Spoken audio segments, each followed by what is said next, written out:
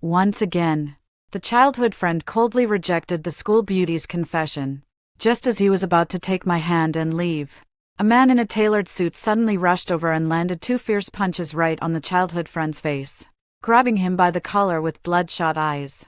The man roared, "I am the 28-year-old you. I came back this time to stop you from making the wrong decision again." Hello, everyone. Welcome to my channel. Subscribe us to read wonderful novels every day. Now the story begins. The man turned to look at me, his gaze dark and inscrutable. After a long pause, he warned in a low voice, "Stay away from me. I'm under 18. I didn't listen at all. My eyes were filled with the sight of the injured Jared.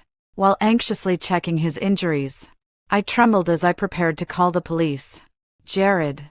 The man exerted tremendous force, his expression one of extreme frustration at Jared's inability to meet expectations. He stared at the despondent retreating figure of the campus belle. "Go after her. Tell her you like her. Don't let her leave heartbroken." Jared frowned upon hearing this. He looked just like me, clearly not believing a word this madman was saying. He subtly tugged at my wrist, signaling me not to push my luck and avoid a direct confrontation. I immediately understood his hint. Just as we were about to slip away, the man suddenly let out a light chuckle, leaning lazily against the wall. He lit a cigarette and casually remarked, "Jared, if you persist in your ways and choose Kitty again, in 10 years, you'll end up just like me, day after day of the same routine, unbearably dull. Before coming here, I just told Kitty I want a divorce." Jared stiffened. Seems to be holding back. After a long while, he still couldn't resist speaking up. "Why?" Jared had swollen, red cheeks, suppressing his anger as he asked again, "Who exactly are you?" Seeing this, the man leisurely adjusted his wristwatch. "I told you, I am you. Except, 1 year before the company went public, I changed my name to Jay." Jay lowered his head to look at Jared, his voice dripping with temptation. "Turn and look at the girl beside you. You grew up together as childhood sweethearts. Wouldn't it be better to stay as siblings? Why insist on marriage, making the long years ahead dull and tedious? If I recall correctly, Kitty even had you help pick out the underwear she's wearing today." I lifted my head in disbelief. Finally, I could clearly see the man before me. It was exactly like Jared. His handsome features, even the faintly red teardrop mole between his eyebrows, everything was identical. The difference is, the so-called Jay has a more aloof and noble temperament, with an even stronger presence. I took a deep breath and tugged at Jared's hand. "Don't mind this lunatic. Let's go." The one who always listens to me the most. Jared stood still in place. After a moment of silence, he finally spoke softly. "Kitty, you go back first. I have something to ask him." My hand was pushed away. Jared looked at my desolate eyes and was about to say something when Jay pulled him away.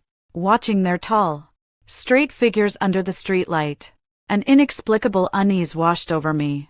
Early the next morning, my unease was confirmed. I didn't sleep well all night. I spent the whole night thinking about what that man said, and still couldn't make sense of it. Jared is not good with words and has a cold demeanor. Since childhood, he's always quietly followed behind me. He is cold and harsh to others, but always indulges my every whim. Our relationship is stable, so I don't believe in the so-called version of him 10 years from now. Perhaps it's just a tailor-made scam. So I got up and waited at the usual spot downstairs as always. Jared, until it was almost too late. He still hadn't come. After rushing to the classroom in a panic, I found the school beauty sitting in my seat, coquettishly clinging to Jared's arm. And Jared, who had always detested her. At this moment, there was no evasion. Instead, he was sizing her up out of the corner of his eye. I watched coldly as Jared's cheeks gradually flushed with a faint blush. Leslie saw me and pouted, leaning even closer to Jared. "Let's switch seats. How about letting me sit next to Jared today?" I instinctively looked at Jared. In the past, He would have coldly and without hesitation told her to get lost. But now, Jared kept his head down, flipping through the book, letting Leslie's long hair brush suggestively against his bare forearm. My heart sank, and a sour feeling rose to the tip of my nose. Yet I still forced myself to say, "No, this is my spot." Leslie had poor grades. She always sat in the back row. I glanced at her messy spot and without hesitation placed my bag on my own desk. Unexpectedly, Leslie suddenly seemed hurt, jumping up and shouting, "What are you doing?" She covered her face, her voice trembling with tears. "Jared is your personal property. You attack anyone who gets close." This outburst sent ripples through the quiet classroom. People turned their heads one after another, then began whispering among themselves. Meanwhile, Leslie's sobs grew louder and louder, until she finally collapsed onto the desk, crying uncontrollably. Someone spoke up in my defense. "Enough, Leslie. Everyone knows about your little crush on the top student Gu. You've tried every trick in the book to chase after him.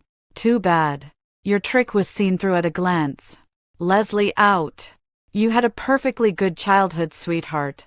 Yet you had to butt in and stir up trouble." Clang.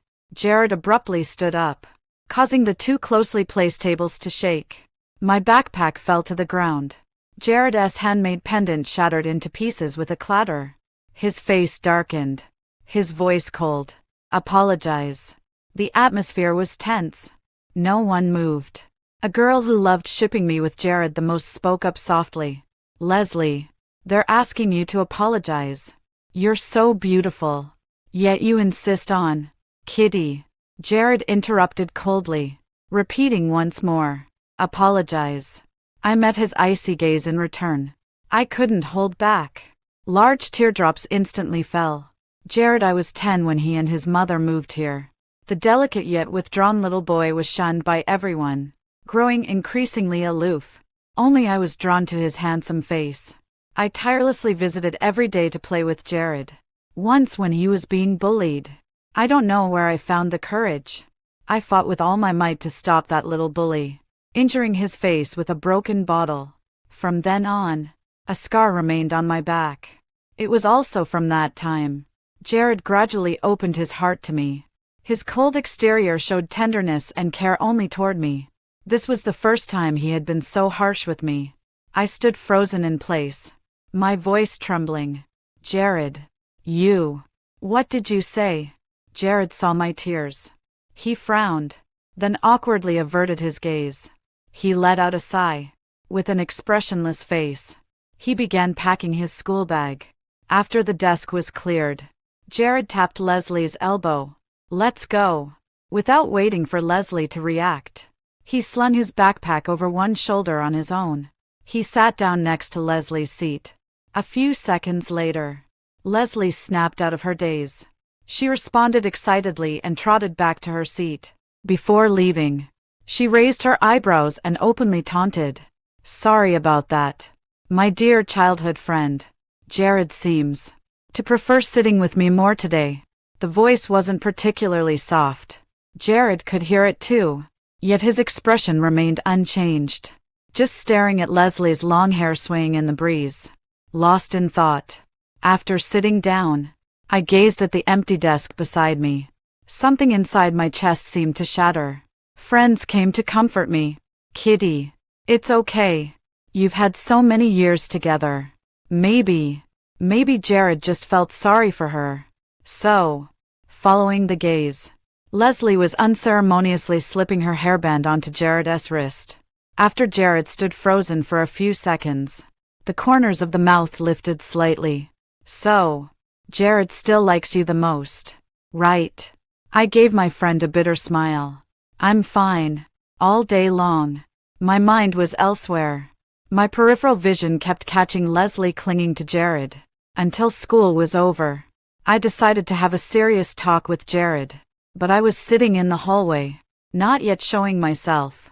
Just then, I heard Jay ask Jared with a light laugh, "How about it, Leslie?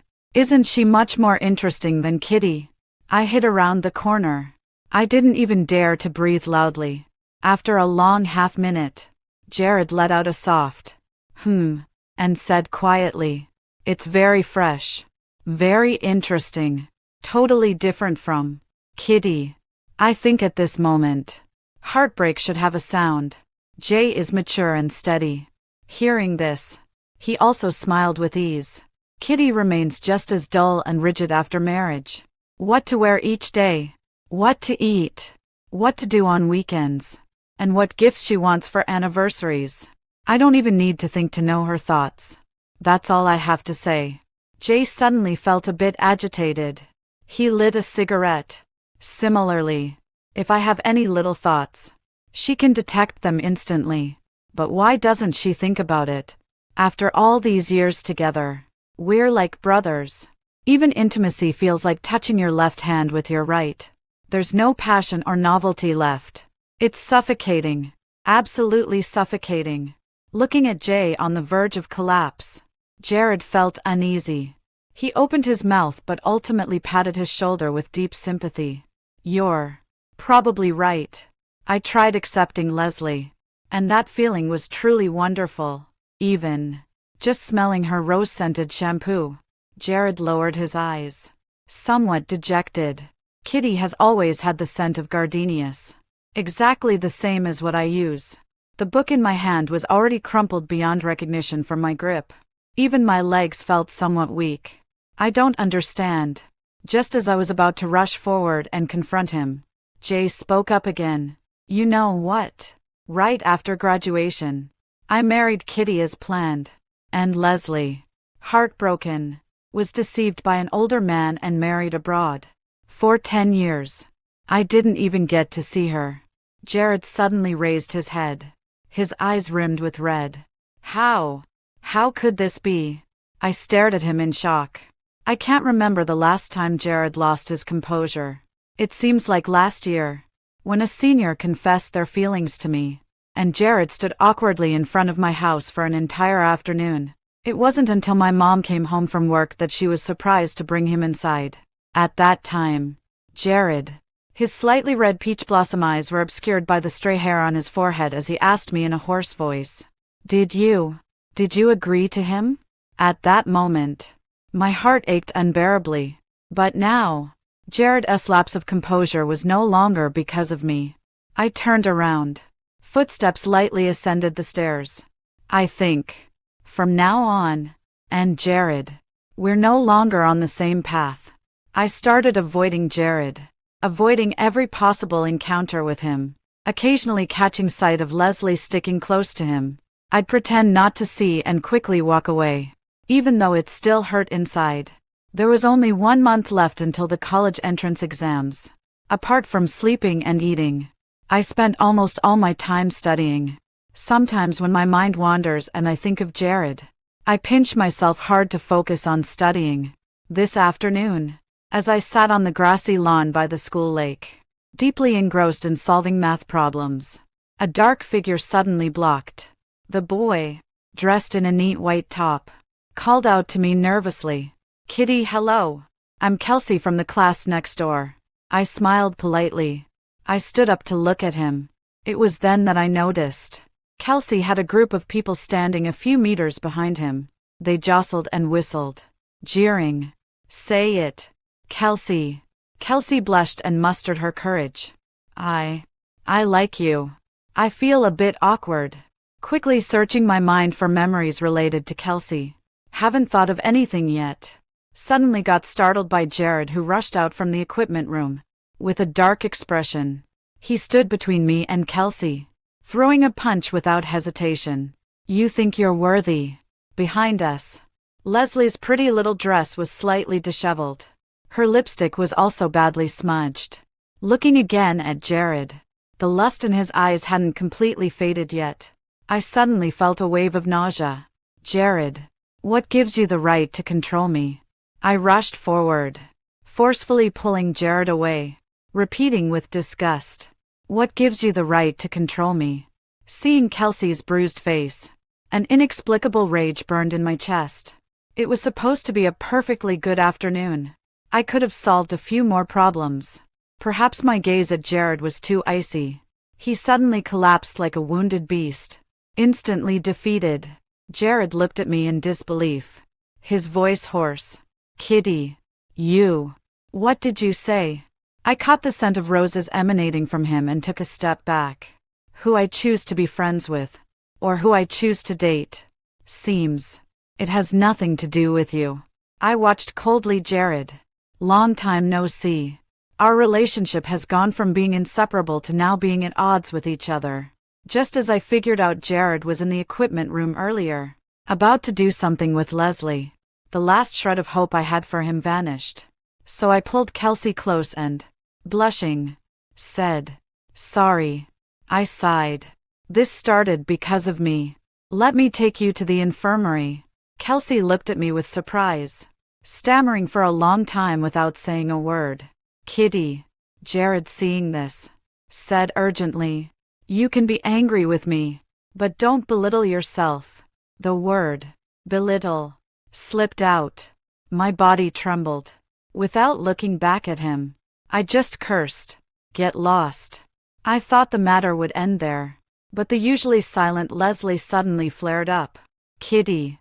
She trotted over, took my hand, and pouted her lips. "Jared was just looking out for you. Afraid you might get tricked. If it weren't for your childhood friendship, would he even care about you?" All right. I know you have feelings for Jared, but he likes me now. You can't just accept someone else's confession to spite us and get Jared's attention." I stopped in my tracks. Suddenly, I felt how utterly inadequate language can be. "Forget it." I shook my head and pushed her hand away. Unexpectedly, Leslie lost her balance. He stumbled and fell into the lake behind him. The school lake wasn't very deep. Leslie struggled a couple of times. Was quickly Jared rescued. Sticky water droplets began dripping from the ends of her hair, and her short skirt clung tightly to her thighs. She cried in grievance, head bowed, not saying a word. Usually chirpy Leslie suddenly fell silent. Jared looked at her with heartache in his eyes. Carefully, he wrapped her in his embrace. I watched it all with a calm expression. Inside, I was already falling apart. "Kitty." Jared picked up Leslie, looking at me as if I were a stranger. His tone was very light. "Leslie may be careless, but she has never hurt you. You're both girls. Why would you do this?" Before I could speak, Jared held Leslie and turned to leave. The earlier argument, coupled with someone falling into the water, drew quite a crowd. A friend who usually gets along well with me came forward to comfort me. "Kitty, don't be sad. That Leslie is such a scheming bitch. She clearly knew you and Jared grew up together and had such a strong bond. Yet she deliberately used all sorts of tricks to seduce him." "Exactly. Before this, she locked you in the bathroom and splashed you with filthy water just to be alone with Jared. It's only because you're kind-hearted and afraid Jared would hurt her that you kept it hidden." "Pa, I say her falling into the water today was completely deserved. What campus belle? More like a joke." I forced a bitter smile, the corners of my lips twitching slightly. Too sad to speak. Perhaps the friend's last words were spoken too loudly. In the distance, Jared paused mid-step. After staying still for a few seconds, Leslie was suddenly set down, striding back. As I watched his figure draw nearer, an inexplicable sense of anticipation welled up in my heart. After all these years of knowing each other, Jared should know I'm not that kind of person. He owes me an apology. So I straightened up, feigning composure. Slap. Jared looked utterly disappointed as he lowered his hand. "Kitty, I never expected you to be this kind of person. Leslie is bright and courageous. Is pursuing love wrong? Since when was I ever your possession?" My cheeks burned with pain. I stared at him in stunned silence. Jared looked around and warned. "And you all?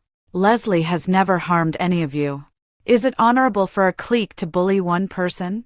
The usually ice-cold Jared suddenly erupted in anger. His friends nearby were so frightened that their faces turned red. Not daring to speak, I took a step closer, raised my hand, and slapped Jared hard across the face. "Get out." I used all my strength. I shouted hoarsely. "Jared." Get the hell out of here. Stay away from me with your girlfriend. I never thought there would come Jared a day like this. His parents divorced when he was very young. According to Jared, his father smashed everything in the house the day he left. The thunderstorm that night was particularly terrifying. Tiny and helpless, he cried all night in his mother's arms. After learning about it, whenever there was a thunderstorm, I would beg my parents to invite Jared and his mother to our home. Jared once stroked my head affectionately. His voice choked with emotion as he said, "You are my sunshine." During countless sleepless nights, we would stay up all night talking on the phone. At every Eastern dawn, we walk side by side. At every important moment in life, we stand firmly by each other's side, striving to be each other's support. We once made a promise to walk hand in hand forever, until our hair turns silver. But now, everything is shattered. Jared stands before me, looking at my trembling body. He nods. He touched his own swollen, reddened face from being hit. "Kitty," Jared said calmly. "Now we're even." Behind them, Leslie called out twice. He left without even turning his head. My friends gathered around me, exchanging glances. Yet none of them could bring themselves to say words of comfort. I struggled to hold on, unable to comprehend how things had come to this. "Kitty, you."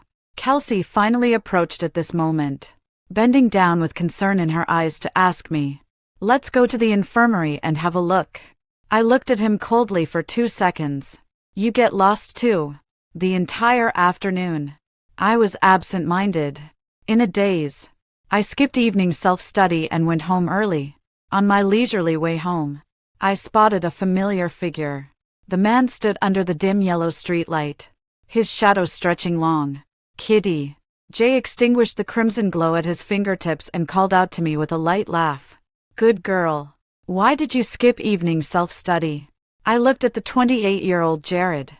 For some reason, I felt a bit calmer. I sat straight down on the curb. What was I like at 28?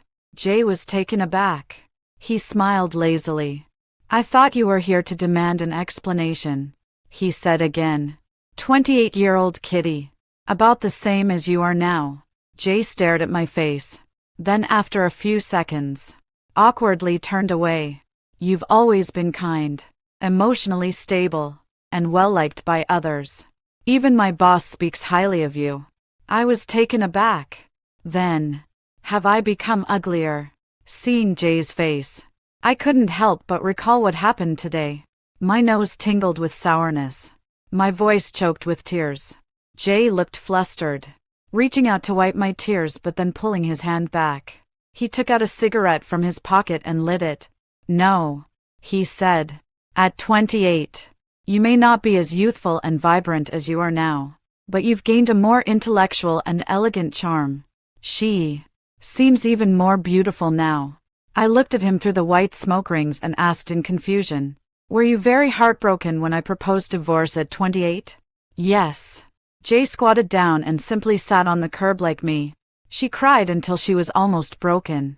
Afterwards, like a madwoman, she investigated every social circle around me to see if I was keeping a mistress." Mentioning this, I seemed to see, in that moment, my own heartbroken and shattered self. My tears also fell. Jay no longer felt sorry for me. He stood up. "I'm bored. I always wonder what it would be like if I married Kitty. Completely different from Leslie. So, I used every means to return to the age of 18, just to change all this." His gaze was resolute. "My time is almost up, but I think I should have succeeded. When I return to being 28, the course of my life will be completely altered." Finished speaking, Jay turned and walked away with effortless grace. I watched his receding figure for a long time, calmly rose to my feet, brushing off the dust from my clothes, striding purposefully toward home. I want to tell my parents that I'll fight tooth and nail to succeed. Don't stay in this city just for Jared anymore. Instead, aim for Harvard. But as soon as I turned into the hallway, I saw Jared's mom lying on the ground, motionless. Jared's mom was usually quiet but gentle-natured, and treated me exceptionally well. Seeing her deathly pale face now, I was frantic with worry and immediately called my parents. After hearing they were still working overtime, I swallowed the news about Jared's mom being in trouble. Being far away, I couldn't be of much help, but at least I could make sure nothing else happened to them. After calling the ambulance, I didn't hesitate. I called Jared. "Where are you?" I asked sternly.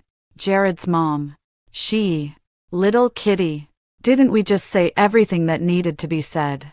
A clean break would make everyone happy, wouldn't it? Jay's voice came through, his displeasure evident even over the phone. Leslie is drunk. An 18-year-old me is keeping her company. I confiscated his phone precisely to prevent you from disturbing him. Tonight is important. So don't you. The background noise on the other end was chaotic. Listening to Jay's impatience, I coldly interrupted. Jared's mom fainted in the stairwell. I've already called 120. Before I could finish, Jay burst into laughter. Little kitty. I never thought you'd be this adorable at 18. Making up such a lie. Have you forgotten? I came from 10 years in the future. Do you think I wouldn't know about my mom's health condition? After speaking, he lowered his voice in warning. I've warned you before. Stop clinging to this. I was momentarily speechless. I'm so angry I could laugh.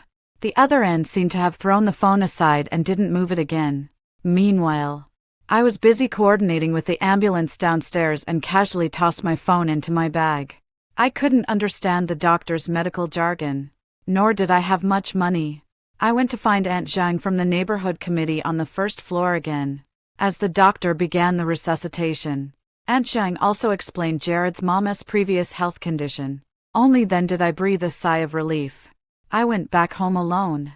It wasn't until the house fell quiet that I faintly heard voices still coming from my phone. Only when I picked it up did I realize the call had been left on. Just as I was about to hang up, I heard Jared ask uneasily. I acted on impulse today and hit Kitty. She looked really upset. Do you think she'll never speak to me again? I don't know if it's because the other person's phone was covered by something. Jared's voice sounded muffled. My breath hitched. As if possessed, I stopped moving. I heard Jay retort. You're really afraid she'll ignore you? It seemed like a positive response was given. Jay laughed in frustration. Isn't it good to be with Leslie now? You should take this opportunity tonight to win over Leslie. Make it official, and lay the foundation for your marriage. Instead of leaving Leslie alone in the room while you hide away, thinking about some irrelevant kitty. He sounded furious, his voice trembling. You know what? I'm only 28, and I've been with Kitty for 18 years. I'm really tired of this routine life. Leslie is passionate and fiery, the kind of woman every man dreams of. Wake up. Kitty is only fit to be a little sister. After a long silence, Jared murmured a dazed, I calmly hung up the phone. After washing up and lying in bed, I received Jared's text message. He said, today's events. I'm sorry. I woke up very early, went to the hospital with my parents to visit Jared's mom. Last night around midnight, Aunt Jane posted in the homeowners group to say she was safe, explaining that timely medical attention had been given and she was now out of danger. Seeing Jared's mom able to sit up and eat, albeit still pale, put my mind at ease. About Jared. Mom tucked in Jared's mom's blanket corner, hesitating to continue. Still no contact with him. My heart sank. Only then did I notice that there was no sign of Jared in the hospital room. Jared's mom was filled with worry but forced herself to say, the pressure of the college entrance exams is intense. Perhaps he fell asleep in the study room. After speaking, they turned to me. Kitty. He's always loved following you since childhood. Can you get in touch with him? I felt somewhat awkward. Just as I was unsure how to respond, Jared hurried over in a rush. His hair still disheveled and his shirt crumpled. Are you okay? Just as everyone finally breathed a sigh of relief, Leslie gracefully walked over. She affectionately linked arms with Jared and introduced with a smile. "Hello, Auntie. I am Jared's girlfriend." Obviously, this was not the best time to go public with their relationship. Jared's mom's already unpleasant expression grew even darker. She forced a smile that didn't reach her eyes. "Hello, classmate." Then immediately turned cold-faced. "Jared, come here." Jared walked over with downcast eyes, filled with remorse. "Mom, I didn't know. I thought." Jared's mom cut him off sharply, saying, "The college entrance exam is coming soon. What are you doing, Jared, while everyone is fighting tooth and nail to cross the single-plank bridge? You're dating. Look at Kitty. She scored 680 in the last mock exam. How much did you get?" I turned a blind eye because I didn't want to pressure you. Jared's mom was breathing heavily with her chest heaving violently. My mother nervously stepped forward, patting her chest to comfort her. Finally, Jared's mom issued an ultimatum. "Break up. The top priority now is the college entrance exam." I didn't expect that. Jared hasn't spoken yet. Leslie spoke up with grievance. "No way, Auntie." She gave me a provocative glance, stepped forward, leaning against Jared and said, "After last night, I'm already Jared's person. Breaking up? I'm afraid that's not possible." As soon as the words fell, Jared stared at Leslie in utter horror. It took him a long moment to speak. "Do you have any sense of propriety in what you say and do?" Leslie blinked her innocent big eyes. "I've always been like this. Didn't you love me most when I was passionate, radiant, and unafraid to express myself?" Jared's mom turned pale with anger. She casually picked up the lunchbox from the table and threw it at him. Jared was dripping with yellow millet porridge all over his body. He lowered his eyes without a word, silently enduring Jared's mom's fury. Things had escalated to this point. Neither my parents nor I could stay any longer. Using the excuse of having matters at home, we prepared to leave in a hurry. Just as I reached the hospital room door, Jared chased after me. "Kitty." His face flushed red. "I have something to tell you." Watching his unusually bashful demeanor, my parents looked displeased but didn't say much. They just threw out a sentence. "Don't dawdle too much. 10 minutes. Then we're leaving." After receiving a definite answer, my parents were standing just a few meters away, waiting by the elevator. "What did you say?" I asked coldly. Jared's mom. "You can go ask the doctor about that." "No." Jared looked at me with a complicated expression when he saw me like this. "I wanted to ask why you didn't reply to the message I sent you." I let out an, "Oh, it hurts. And it's humiliating. So I don't want to forgive." I watched as Jared's body swayed slightly, then continued. "So, do you have anything else?" Before he could speak again, I pointed behind me. "Your girlfriend is still waiting for you. I'll go ahead."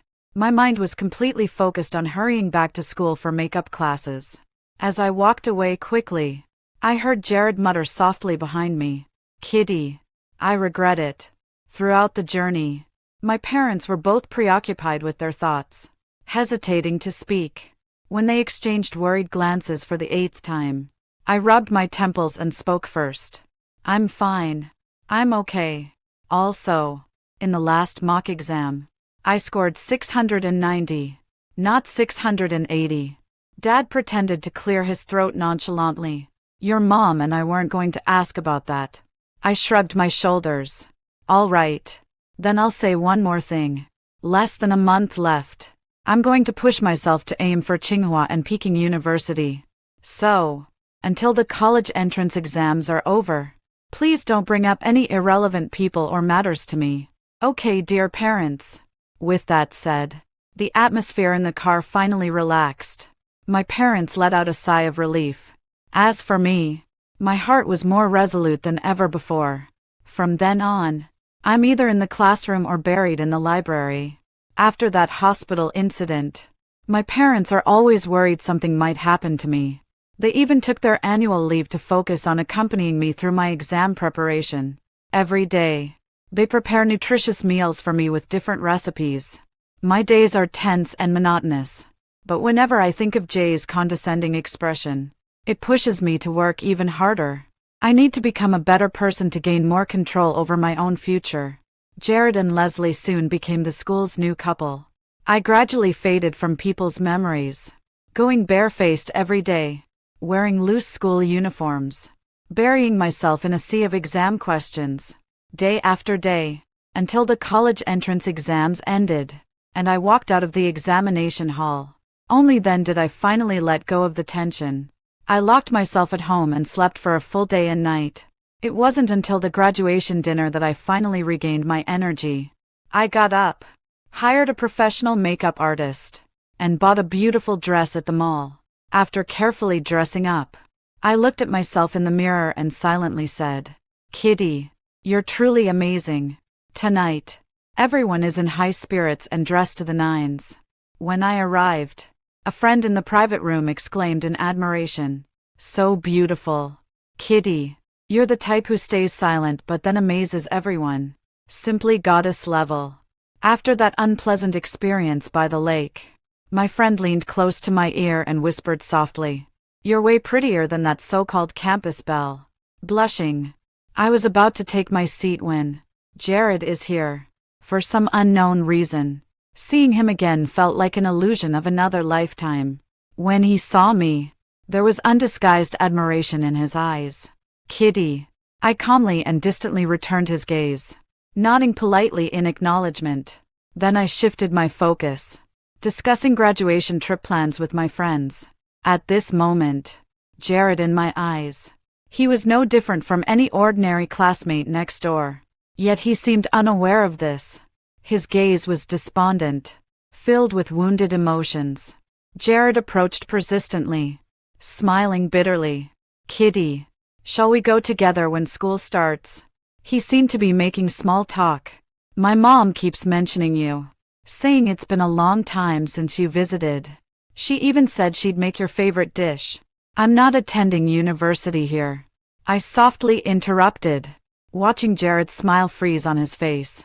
Then helplessly explained, "I'm planning to apply to Tsinghua or Peking University. At the very least, I'll go to Jiangsu University. In any case, I won't stay here. Besides, you have a girlfriend. Having meals together, it's not appropriate." I felt disappointed. As I was about to change seats to distance myself from him, Jared spoke in a low voice. "We broke up." He looked dejected. "Leslie dumped me. We broke up." I was somewhat surprised. An inexplicable curiosity made me pause my movements. I remained in my seat.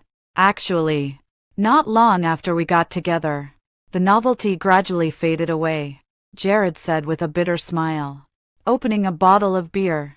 The initial brightness and passion turned into nothing but senseless pestering. Moreover, she never understood me at all. It was always about her, doing whatever she wanted without ever considering my feelings. His eyes were filled with regret as he picked up the beer and downed it in one gulp. I couldn't help but ask, "And then what happened?" Jared wiped the corner of his mouth. "We started arguing more and more frequently. I began to think about you, but I tried to find you many times, only to be shut out by your dad at the door. I felt lost and uneasy, wanting to confront the instigator, only to find that Jay had disappeared. It was as if he had never existed." I spat out the melon seed shell and responded with an to show I was listening. "Then how could it be Leslie who dumped you?" Jared clenched the soda can, seemingly holding back. Only when the pull tab cut his finger and drew blood did he speak. "She said she just wanted to have some fun. As soon as she graduates, she's going abroad to gild herself. Over there, a man promised her a lot of money if she's willing to go." My hands paused in their movement. "Didn't you tell her that's a scam? That it's an old man, and once she goes, she might never come back?" Jared mentioned. His eyes were filled with hatred. He didn't answer, just repeated again. "From the very beginning, she just wanted to play with me. In the end, she said, the unattainable flower." Just SOSO. Looking at Jared's sinister gaze, I couldn't help but shiver. As he was about to say something more, I immediately stood up and moved to sit elsewhere. That night, I could sense that Jared kept looking at me with regretful eyes, but I ignored him. After indulging in wild fun all night, I called my dad to pick me up and take me home. Received Harvard's acceptance letter, and I finally breathed a sigh of relief. The weight lifted from my parents' hearts too, and they returned to work. They also gave me a large sum of money for a graduation trip to enjoy to the fullest. Jared came to me several times, spouting sentimental words about reminiscing the past. After several warnings proved ineffective, I simply reported to Jared's mom. Jared's mom sighed. He promised never to do it again. Within a few days, I heard my parents say that Jared's mom was utterly disappointed with Jared. She steeled her heart. She sent Jared to live with his biological father. She said, "Had I known Jared would turn out like this, I might as well have given birth to a piece of char siu." That was the last time I heard Jared's news. After entering university, life became more fulfilling and vibrant. I never thought about him again. Dispel the gloom. The dark clouds will one day scatter. The sun after the rain shines even brighter. End. Time Machine Work Log. May 22nd. 28-year-old Jay briefly returned to 18. Vowed to change his life. He said he was tired of the monotonous stability of day-to-day life. Willing to spend a fortune to re-choose his life partner. I anxiously told him the time travel mechanism wasn't perfected and might have bugs. But Jay didn't care at all. His eyes filled with nothing but disgust for his current wife. Helpless, I had no choice but to open the door of time and space for him. May 23rd. Everything seems to be going smoothly. Should be back within the expected 10 days. May 26th. Smooth. At 18, he had already developed feelings for his new partner. June 1st. Jay returned early. He said with great joy that the course of his life had changed. I watched him sitting inside the cabin, feeling somewhat reluctant. "We just had a meeting yesterday. This so-called time machine doesn't travel back to the past but enters a parallel universe. So, he only interfered with his other self in that universe. Why? According to the time machine has a bug.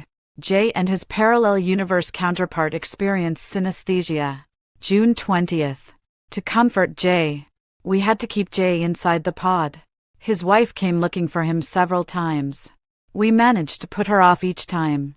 We held meetings night after night trying to find a solution. Urgent. July 30th. Just as we were about to resolve the situation, Jay suddenly lost vital signs. He died inside the cabin. We only found out after investigating. In that timeline, Jared, who had run away from home after an argument with his biological father, died instantly in a car accident. Our team discussed overnight and ultimately had to explain the situation to his wife. Not only was the fee refunded, but a substantial compensation was also provided. We hoped she could keep it confidential for us. Fortunately, the woman named Kitty agreed without hesitation. From that day onward, we sealed away the time machine. No one knows anymore. Once there was a man who died inside. Everyone in the parallel universe still lives peacefully and undisturbed. The end.